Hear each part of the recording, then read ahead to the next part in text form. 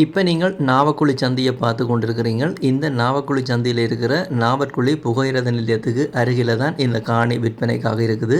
இப்போ நீங்கள் பார்த்து கொண்டிருக்கிற இந்த ஏனையின் பிரதான வீதியிலிருந்து இரண்டாவது காணி தான் விற்பனைக்காக இருக்குது.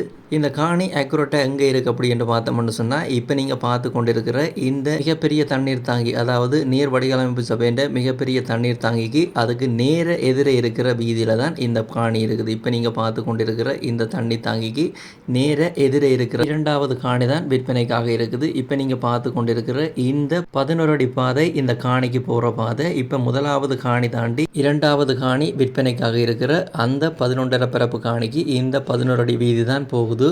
இந்த காணி சம்பந்தப்பட்ட அடுத்த தகவலை பார்த்தோம் அப்படின்னு சொன்னால், இந்த காணியை வாங்குறது அப்படின்னு சொன்னால் இந்த 11 பரப்பு காணியையும் யாராவது ஒரு ஆளே முழுமையாகவும் வாங்கிக்கொள்ள முடியும், பிரித்தும் வாங்கிக்கொள்ள முடியும்.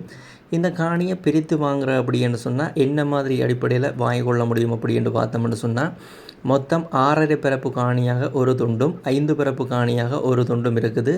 மொத்தமாக வேண்டிருந்தாலும் 11 பரப்பை வேண்டிக் கொள்ள முடியும். அப்படி இல்லை என்று சொன்னால் 6.5 பரப்பாகவும் 5 பரப்பாகவும் பிரித்தும் வாங்கிக்கொள்ள முடியும். இந்த வீடியோவை நீங்கள் பார்த்து கொண்டிருக்கீங்க, உங்களுக்கு தெரிந்திருக்கும் இந்த காணிக்கு எந்த ஒரு கட்டிடங்களுமே இல்லை, வெறுமையான காணியாகத்தான் இருக்குது. அதே நேரம் இந்த காணிக்கு சிறிய பனம் வடலிகள் வளர்ந்திருக்குது. மற்றபடி இந்த உரிமையாளருக்கு சொந்தமான இந்த 11 பரப்பு காணியும் துப்புரவு செய்யப்பட்ட நிலையில் இருக்குது. அந்த வீடியோவை நீங்கள் இப்போ பார்த்து கொண்டிருக்கிறீங்க. விற்பனைக்காக நாவற்குழி பகுதியில் இருக்கிற இந்த 11 பரப்பு காணி சம்பந்தப்பட்ட அடுத்த தகவலை நாங்கள் பார்த்தோம் அப்படின்னு சொன்னால், இந்த காணியினுடைய இந்த 11 பரப்பு காணியினுடைய எல்லைகளை பார்த்தோம் அப்படின்னு சொன்னால் 4 புறங்களுமே சுற்றி கான்கிரீட் கல் நடப்பட்டு எல்லையிடப்பட்டிருக்குது. இந்த நீங்கள் வீடியோவை பார்த்து கொண்டிருக்கீங்க, எல்லையிடப்பட்ட கான்கிரீட் கற்களை நீங்கள் பார்க்கக்கூடிய மாதிரி இருக்கும். யாழ்ப்பாணம் நாவக்குழி பகுதியில் அமைஞ்சிருக்கிற இந்த காணி சம்பந்தப்பட்ட அடுத்த தகவலை பார்த்தோம் அப்படின்னு சொன்னால், இந்த 11 பரப்பு காணிக்கு எந்த ஒரு கிணறுகளுமே இல்லை, வெட்டு கிணறோ குழாய் கிணறோ எந்த ஒரு கிணறுகளுமே இல்லை.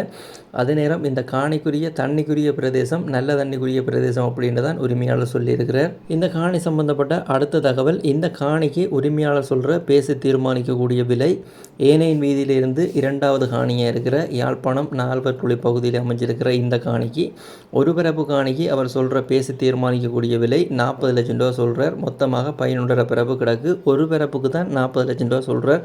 அதுவும் பேசி கதைக்கக்கூடிய விலை. யாராவது மொத்தமாக எடுக்கும் பொழுது நீங்கள் நேரடியாக உரிமையாளரோட கழித்து விலை பேசிக்கொள்ள முடியும். அடுத்ததாக இந்த காணி சம்பந்தப்பட்ட அடுத்த தகவல், உரிமையாட்ட தொலைபேசி இலக்கத்தை பார்ப்போம். இந்த காணியை வாங்க அப்படின்னு சொல்லப்படுகின்ற இப்போ டிஸ்பிளேயில் விழுந்து கொண்டிருக்கிற இந்த கண்டெக்ட் நம்பருக்கு கண்டெக்ட் பண்ணிங்க அப்படின்னு சொன்னால், யாழ்ப்பாணம் நாவக்குழி பகுதியில் இருக்கிற இந்த 11 பரப்பு காணியை நீங்கள் விலை பேசி வாங்கிக்கொள்ள முடியும். யாராவது தேவை அப்படின்னு சொன்னால் பயன்படுத்தி கொள்ளுங்க. இதே போல் நீங்கள் உங்களோட காணிகள், வீடுகள், அதே மாதிரி கடைகளை விற்க போகிறீங்க அப்படின்னு சொன்னால் இந்த தளத்தில் விளம்பரப்படுத்தி கொள்ள முடியும். இப்போ இதில் விழுந்து கொண்டிருக்கிற இந்த விளம்பர இலக்கத்துக்கு தொடர்பு கொண்டீங்க அப்படின்னு சொன்னால், நீங்களும் உங்களோட வீடுகள், காணிகள், கடைகளை விற்க போகிறீங்க, அப்படி இல்லைன்னா வாடகை கொடுக்க போகிறீங்க அப்படின்னு சொன்னால் இந்த தளத்தில் விளம்பரப்படுத்தலாம். உங்களோட தொலைபேசி இலக்கத்தோடைய விளம்பரப்படுத்தலாம். யாராவது தேவை அப்படின்னு சொன்னால் பயன்படுத்தி கொள்ளுங்க. இந்த யூடியூப் தளம் விளம்பரப்படுத்துகின்ற தளம் தான். ஒரு விளம்பரப்படுத்துகிற தளத்தினூடாக நீங்கள் எந்த ஒரு வீட்டை காணியை போய் வாங்குறீங்க, பார்க்குறீங்க அப்படின்னு சொன்னாலும் அதனுடைய உறுதிகள், தோம்புகளை செக் பண்ணி பார்த்து கொள்ளுங்கள். அதே நேரம் பணக்கொடுக்கல் வாங்கல் அப்படின்னு சொன்னால் வங்கிகளுக்கு கூட செய்யுங்க.